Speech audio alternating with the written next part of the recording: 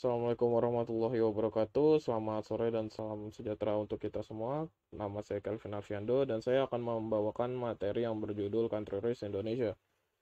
Yang pertama-tama, apa itu pengertian country risk? Country risk merupakan karakteristik resiko dari sebuah negara, termasuk kondisi politik dan keuangan dari negara tersebut yang dapat mempengaruhi cash flow dari MNC. Why country risk is important is because country risk contain the data of the risk that yang telah dialami oleh sebuah negara, seperti politiknya dan bagaimana dampaknya terhadap neraca perdagangan di negara itu tersendiri, yang akan dibahas di dalam PowerPoint ini.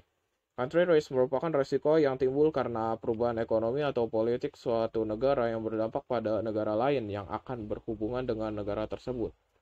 Fungsi utama dari penilaian country risk adalah untuk mengantisipasi kemungkinan penolakan utang, default, atau penundaan dalam pembayaran oleh sovereign borrower. Persepsi faktor-faktor penentu resiko negara penting karena mereka akan mempengaruhi pasokan dan biaya arus modal internasional. Jika kita mengacu kepada trade balance, Indonesia mencatatkan surplus 2,62 miliar US dollar pada November 2020, meningkat sejumlah 1,9 US dollar. Selisih pada bulan yang sama pada tahun sebelumnya dan sedikit berbeda di bawah konsensus pasar yang mana mencatatkan angka 2,67 miliar US dollar. Tetapi ini adalah surplus selama 7 bulan pada neraca perdagangan. Di tengah pandemi COVID-19, ekspor meningkat dan impor cenderung menurun. Ekspor Indonesia justru melonjak hingga 9,54% dari tahun sebelumnya, menuju angka 15,28 miliar US dollar. Alasan utama dikarenakan pada penjualan komoditi non-migas yang mana menyumbangkan kontribusi sebanyak 12,41%, sementara pada sektor migas penjualan menurun hingga 12,33%, atau bisa dikatakan minus 12,33%. Berdasarkan 11 bulan pertama pada tahun 2020, Indonesia mencatatkan surplus 19,66 US dollar. Jika mengacu kepada GDP, beberapa sektor di Indonesia tak mampu mempertahankan surplusnya di tengah pandemi COVID-19. Beberapa daerah memiliki pertumbuhan ekonomi yang minus, berbagai macam bidang usaha seperti pertambangan dan penggalian, industri pengolahan, konstruksi perdagangan, dan lain-lain. Sektor industri yang dapat mencatatkan surplus di tengah pandemi COVID-19 ini adalah pertanian. Hal ini tentunya sangat didukung oleh sumber daya alam Indonesia karena ketersediaan lahan Indonesia sangatlah luas dan SDM Indonesia sangatlah melimpah, yang cukup dan sangat sekali mendukung terjadinya surplus pada bidang-bidang khususnya agrikultur. Tentunya kebutuhan akan bahan pangan sangatlah meningkat pada tengah-tengah COVID-19 ini. Dan ditambah lagi, banyaknya program bantuan sosial dari pemerintah yang mayoritas isinya adalah sembako atau yang biasa kita kenal bahan pangan. Membuka oportunitas besar bagi para produsen bahan pangan di Indonesia, khususnya bidang makanan pokok, untuk segera mengembangkan usahanya meskipun di tengah pandemi COVID-19 ini. Political Stability Index.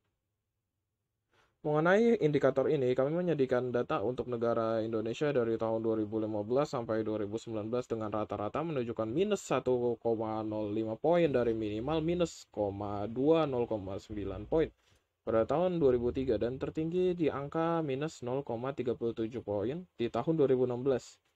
Nilai terakhir dari tahun 2019 adalah minus 0,48 poin.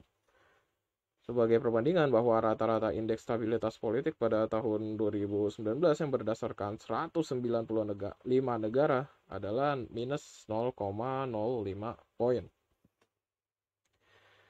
Jika kita membahas country risk Indonesia, maka kita akan mengacu kepada kasus-kasus apa saja yang sudah terjadi, yang sudah dialami oleh Indonesia, sebagaimana kita akan men-scale how much damage will be caused. Yang itu kita mengacu pada krisis tahun 1998, 2008, dan pandemi saat ini COVID-19 pada tahun 2020. Jika mengacu kepada data yang disajikan oleh website katadata.com bahwa neraca perdagangan Indonesia menunjukkan surplus meningkat sejak tahun 1998 hingga tahun 2008. Utang luar negeri Indonesia memang menunjukkan kenaikan dari tahun ke tahun, namun dilihat dari kondisinya ternyata lebih baik atau terkendali dibanding pada saat terjadi krisis 1998. Baik dari rasio terhadap cadangan devisa maupun perekonomian atau produk domestik bruto. Pada saat krisis, rasio utang luar negeri Indonesia mencapai 8,67 kali dari cadangan devisa dan 1,27 kali terhadap PDB. Namun, pada akhir tahun lalu, rasio utang luar negeri Indonesia menjadi hanya 2,71 kali terhadap cadangan devisa dan juga tinggal 0,35 kali terhadap PDB. Meskipun secara nominal terlihat sangat besar, tetapi utang luar negeri Indonesia masih cukup terkendali. Jika kita mengacu kepada utang-utang negara besar seperti Jepang dan Amerika, utang mereka sangat besar sekali, namun mereka bisa mengelolanya sehingga utang itu menjadi utang yang progresif, bukan utang yang konsumtif. Maksud saya menjadi utang yang produktif, bukan utang yang konsumtif. Kondisi Indonesia pada tahun 2008 silam dikutip dari publikasi Bank Indonesia dalam laporan perekonomian tahun 2008. Imbas krisis mulai terasa di dalam negeri, terutama menjelang akhir 2008. Setelah mencatat pertumbuhan ekonomi di atas 6% sampai dengan triwulan 3 2008, perekonomian Indonesia mulai mendapat tekanan berat pada triwulan keempat pada tahun 2008. Perbedaannya, krisis yang terjadi pada tahun 1998, 2008 dengan pandemi tahun 2021 ini adalah saya mencatatkan opini yang dilontarkan oleh Menteri Keuangan yang bernama Sri Mulyani mengungkap bahwa krisis ekonomi tahun 98, 2008 dan ekonomi 2020 adalah perbedaan muncul dari latar belakang masalah, dampak, dan penanganannya. Krisis kali ini berbeda sekali karena kita harus melindungi manusia dan perekonomiannya sekaligus, ujar Menteri Keuangan Sri Mulyani dalam keterangan tertulis. Dampaknya pun berbeda, di mana krisis 1998 dan 2008 fokus pada dampak ekonomi dan krisis 2020 tidak hanya ekonomi namun juga kesehatan masyarakat dan bisa dibilang keberlangsungan hidup sosial dan politiknya. Tekanan ekonomi yang muncul akibat pandemi corona tidak hanya menekan kalangan tertentu namun seluruh masyarakat, mulai dari rumah tangga hingga pelaku usaha, baik kecil menengah maupun industri manufaktur kelas atas. Oleh karena itu, kebijakan yang diambil pun harus bisa menjangkau semua kalangan. Misalnya, restrukturasi kredit yang tidak hanya diberikan oleh pengusaha yang berskala besar, industri manufaktur, namun juga usaha mikro, kecil, dan menengah. Kita akan membahas tentang pandemi COVID pada tahun 2020. Neraca perdagangan Indonesia per April 2020, defisit US dolar 344 juta, setelah pada bulan sebelumnya surplus 715,7 juta US dollar. Kepala Departemen Komunikasi Bank Indonesia, Oni Wijanarko, mengatakan perkembangan itu dipengaruhi melambatnya permintaan dunia dikarenakan COVID-19 ini efeknya sangat mendunia sekali. Terganggunya rantai penawaran global dan serta rendahnya harga sejalan dengan dampak pandemi COVID-19 merebak ke seluruh dunia. Meskipun defisit secara keseluruhan neraca perdagangan Indonesia Januari sampai April 2020 tetap surplus 2,25 miliar US dollar. Lebih tinggi dibandingkan dengan capaian pada periode yang sama tahun sebelumnya, 2,35 miliar US dollar. Kata Oni dalam keterangan tertulis. Lalu kita mendengar istilah tentang adanya resesi di tengah pandemi. Dalam ekonomi makro, resesi atau kemerosotan adalah kondisi di mana produk domestik bruto atau GDP menurun atau ketika pertumbuhan ekonomi real bernilai negatif selama 2 kuartal atau lebih dalam 1 tahun. Resesi juga dapat diartikan sebagai penurunan aktivitas ekonomi yang signifikan.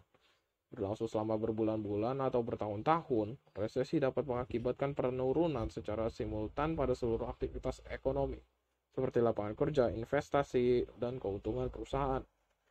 Dilansir dari Badan Pusat Statistik Republik Indonesia mengumumkan bahwa pertumbuhan ekonomi Indonesia pada kuartal 3 2020 mencatatkan kontraksi atau minus 3,49% secara tahunan atau dalam kurung year on year.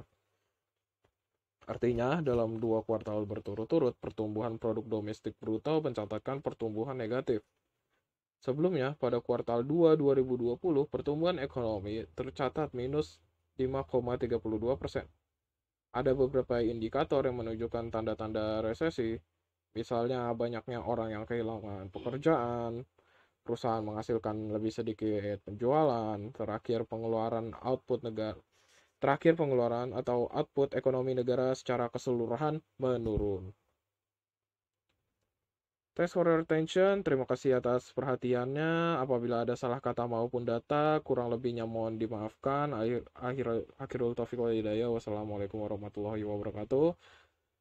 Salam sejahtera bagi kita semua. Terima kasih.